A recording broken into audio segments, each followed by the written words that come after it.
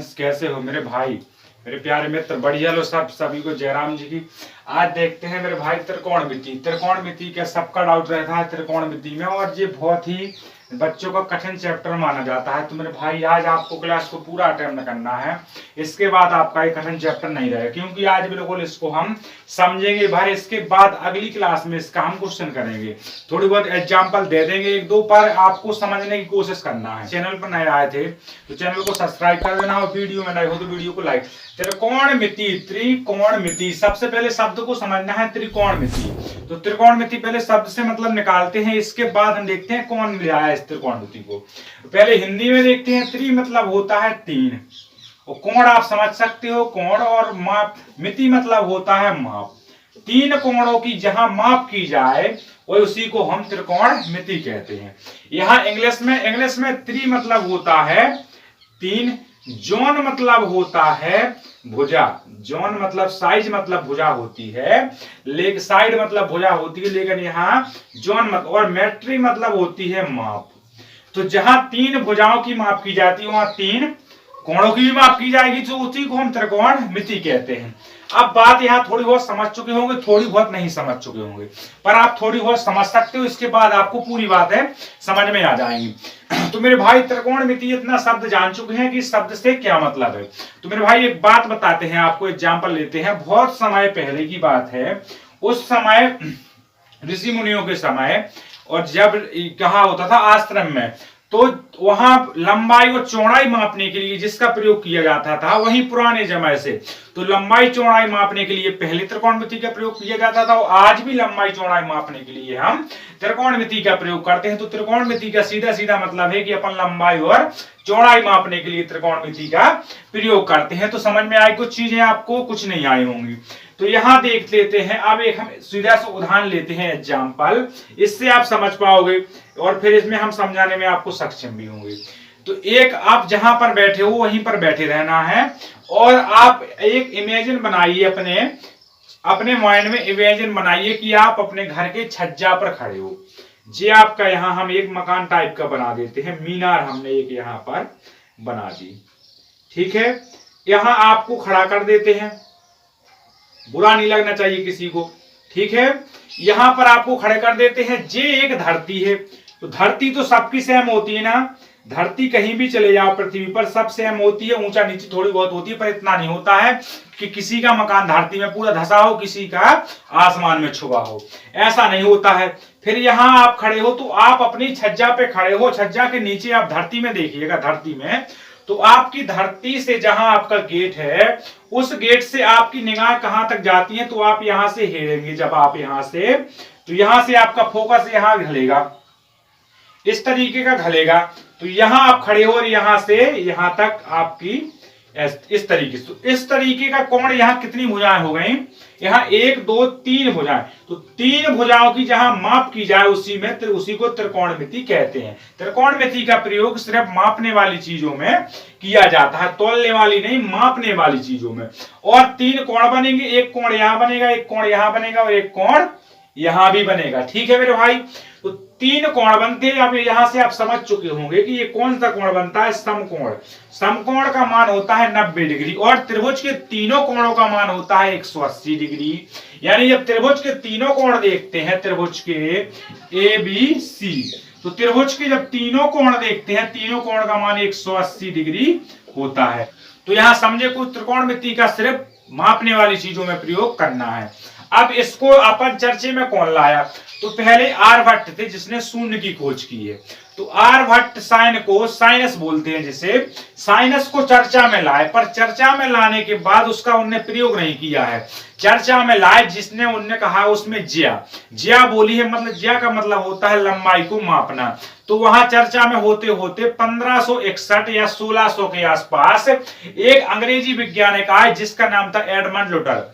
अंग्रेजी वैज्ञानिक आया जिसका नाम था एडमंड लुटर। तो एडमंड लुटर ने साइन का प्रयोग करना सीखा।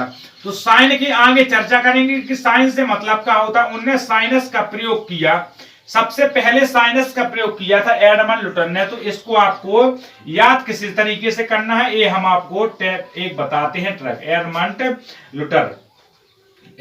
लुटर एडमंड लुटरजी आए तो इनने साइन का प्रयोग सबसे किया।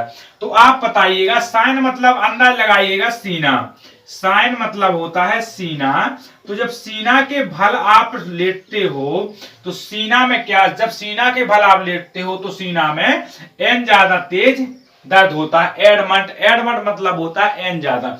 जब आप सीना के बल लेटते हो तो एन ज्यादा आपका पेन होता है, दर्द होता है। तो इसी ट्रिक से आपको हो जाएगा एडमंड लुटर याद। इसके बाद लगभग लगभग कितने में, लगभग ये मान के चलिएगा कि 1600 शताब्दी के आसपास एक वैज्ञानिक और आए, साइंस से निकला आपका कॉस। तो कॉसिस वाले एक वैज्ञानिक आए जिनका नाम है जोनास मुरे। जोनास मुरे, जोनास मुरे, याद तो बहुत आपको करवा देंगे, रटना नहीं है, ट्रैक होंगे। जोनास मुरे, तो जोनास मुरे कैसे याद करेंगे कि साइन का प्रयोग, इन कॉस का प्रयोग इनने किया सबसे पहले। और जोनास मुरे को याद करने के लिए जॉन एन मेहनत करता है, वही लोगों का मुंह बंद करता है। जॉन एन मेहनत करता है कॉस, जो एन कोशिश, कोशिश मतलब मेहनत ही होता है, कोशिश, जो एन कोशिश करता है वही लोगों के मुंह बंद करता है। तो यहां आप समझ चुके हो कॉस और साइन को किस तरीके से हम याद करेंगे। अब साइन कॉस के बाद लगभग 100-150, अभी ज्यादा नहीं तो 50-100 साल पहले ही क्या अपने जो टेन, कॉट, कॉसेक, सेक ये सभी चर्चा में हुए हैं। इसके पहले दो चीज भर होती थी, इन दोनों से ही हम तीनों भुजाओं को याद कर लेते। अब वो तीनों भुजाएं कैसे आप याद करोगे, उसके लिए थोड़ी सी ट्रिक आपको बता दी, आपका लिख गया होगा। तो यहाँ इसको यहाँ साफ कर देते हैं, थोड़ी सा आपको हमने बनाकर बताया है तो चीजें आपको समझ में आ चुकी होंगी। यहाँ हम एक चित्र बनाते हैं इस तरीके का, जी आपका समकोण होता है, सभी भाइयों को यहाँ मालूम। यहाँ 90 डिग्री का कोण बना देते हैं जो ए होता है, और जी बी है और जो सी है। तो आपको एक पहले क्लास में हम बता चुके हैं, अगर देखा है सभी ने तो ठीक है, नहीं तो देख लेना है कि कोण के जो सामनों की होती है, आपके जो मुंह के सामने होगा वो आपका सम्मुख होगा। जैसे हम आपके सामने मुंह के सामने पढ़ा रहे हैं तो हम आपके सम्मुख हैं, इसी प्रकार से जो कोण के सामने होता है वो सम्मुख होता है, और जो आपका दोस्त होगा, जो आपके संगे संगे चलेगा, वो ही आपका संलग्न होगा। तो संलग्न क्या कहलाता है, जो कोण के साथ साथ चले उसी को हम संलग्न कहते हैं। जो कोण के साथ साथ चले उसी को संलग्न कहते हैं, और जो तुम्हारे मुंह के सामने हो उसे हम सम्मुख भुजा कहते हैं, सम्मुख भुजा कहते हैं। जे संलग्न भुजा और जे सम्मुख भुजा। तो दो भुजा होती हैं और एक होता है कर्ण। तो पाइथागोरस प्रमेय सबने पढ़ ली होगी, हमने एक क्लास, 2 क्लासों में शायद पाइथागोरस का प्रयोग बताया है। पाइथागोरस पहली क्लास में पाइथागोरस का हमने सूत्र का प्रतिपादन किया, दूसरी क्लास में सूत्र का हमने विलोम बताया पाइथागोरस, तीसरी क्लास में हमने साइन और किसका मतलब क्या बोलते पाइथागोरस का प्रयोग बताया। 3 प्रकार से बताया है कि लंब कैसे निकलता है, कर्ण कैसे निकलता है और आधार कैसे निकलता है। तो उस क्लास को मेरे मित्रों देख लेना है। इतनी बात समझ में आ गई। सबसे पहले चर्चा में आता है साइन। साइन ए के लिए देखते हैं। अब सबसे पहले तो आपके मुंह वाला होगा कि सामने वाला होगा, आपके मुंह वाला होगा कि आपका साथी होगा जो साथ साथ चलता है, नहीं, जो आपके सामने होगा आप पहले उसी को देखोगे। तो आपके सामने होगा कौन, आप लिख देते हो कि कोण ए की सम्मुख भुजा, कोण ए की सम्मुख भुजा। सबको समझ में तो आ रही ना, सबको समझ में आ रही तो मेरे भाई एक बार लाइक की संख्या बढ़ा देना है। कोण ए की सम्मुख भुजा बटे कर्ण, क्योंकि पाइथागोरस का प्रमेय जो होता है वो कहलाता है दो भुजाओं का वर्ग कर्ण के वर्ग के बराबर होता है, या कर्ण का वर्ग अन्य दो भुजाओं के बराबर होता है। समझ गए, वर्ग के कर्ण का वर्ग अन्य दो भुजाओं के वर्ग के बराबर होता है। मेरे भाई समझ में आ चुकी होंगी चीजें। यहां से आप देखते हैं इसका सम्मुख भुजा कौन सी है, बीसी। कर्ण इसका आपको पता है, मालूम है मेरे भाई, ए भी है। तो यहां से क्या निकला सामने, साइन का मान लंब बटे कर्ण, लंब बटे कर्ण। तो सूत्र निकलता है साइन का लंब बटे के हाल, यहां से लाल बटे का वाला अपन सूत्र देखेंगे और वो आप सीख जाओगे किस तरीके से उसका प्रयोग करते हैं। फिर दूसरा होता है हमारा चर्चित में कॉस, क्योंकि साइन के पास, साइन किया था किसने खोज, जो सीने के बल लौटता है उसको दर्द होता है एन ज्यादा, मतलब एडमंड लुटर ने साइन का प्रयोग बताया है। और कॉस का प्रयोग, तो कॉस का प्रयोग आपने देखा जो बार बार कोशिश करता है वही लोगों के मुंह बंद करता है, यानी जोनास मुरेन है। तो मेरे भाई समझ गए होंगे चीजें। यहां से देखते हैं कॉस, कॉस ए के लिए जब सम्मुख हो गया आपके मुंह वाले को आपने निपटा दिया, मतलब बंद कर दिया उसका मुंह है, तो अब जो साथ साथ में चलता है उसका भी मुंह बंद करना है। तो आपने देखा कोण ए की संलग्न भुजा, कोण ए की संलग्न भुजा, तो कोण ए की संलग्न भुजा बटे कर्ण होगा कि नहीं होगा मेरे भाई? कोण ए की संलग्न भुजा बटे कर्ण, तो कोण ए की संलग्न भुजा कौन सी है? कोण ए की संलग्न भुजा AC है और AB इसका कर्ण है। यहां से सबको चीजें तो समझ में आ रही है ना, जिसको ना रही हो कमेंट बॉक्स डाला है वो बता देगा हमें।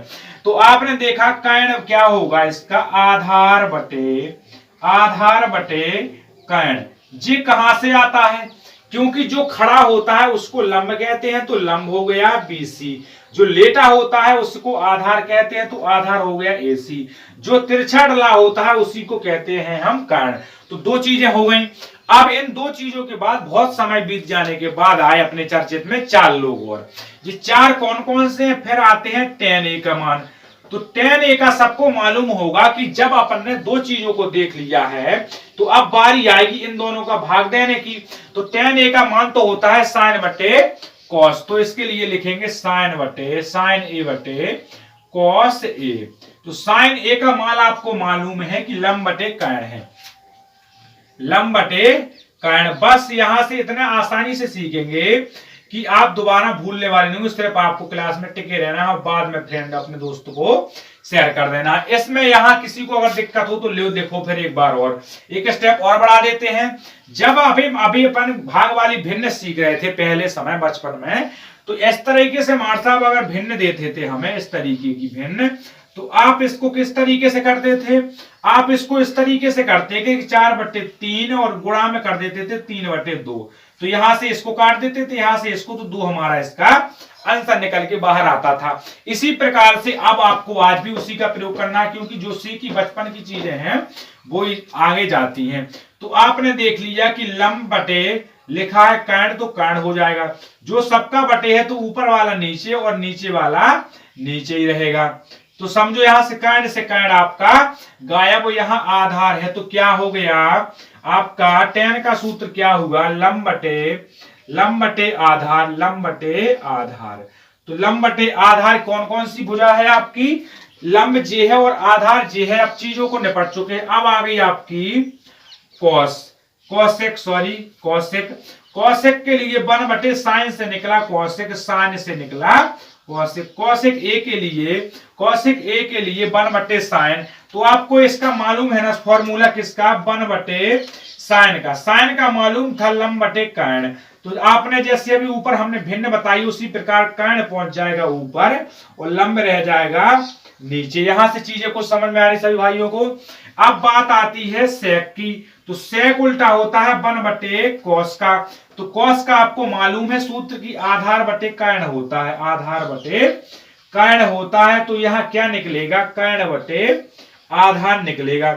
ये सबको मालूम है ना चीज हमारे भाई। इसके बाद आती है बात अब tan की। तो tan समझ लीजिएगा, सॉरी कॉट की, सॉरी मेरे भाई कॉट ए होता है 1/tan A। थीटा का मतलब होता है कोण।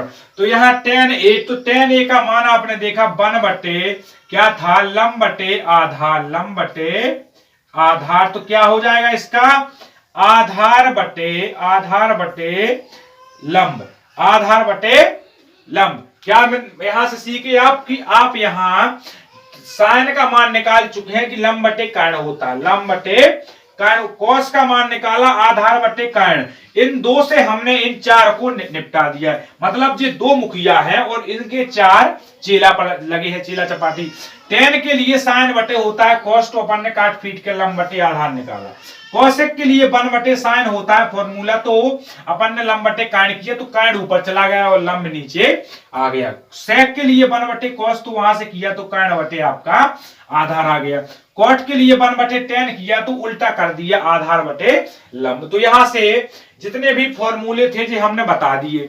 इसके बाद अगर आपको अभी भी दिक्कत है तो मेरे भाई कमेंट कर दीजिएगा, इसके बाद हम प्रश्नावली निपटाएंगे। तो आज के लिए सभी भाइयों को इतना ही। सभी भाइयों को चीजें समझ में आ चुकी होंगी। तो मेरे भाई अगर चैनल पर नए आए थे तो चैनल को सब्सक्राइब करना है, अगर वीडियो में नए थे तो वीडियो को लाइक करना है। सभी भाइयों को दिल से धन्यवाद। जय हिंद, जय भारत।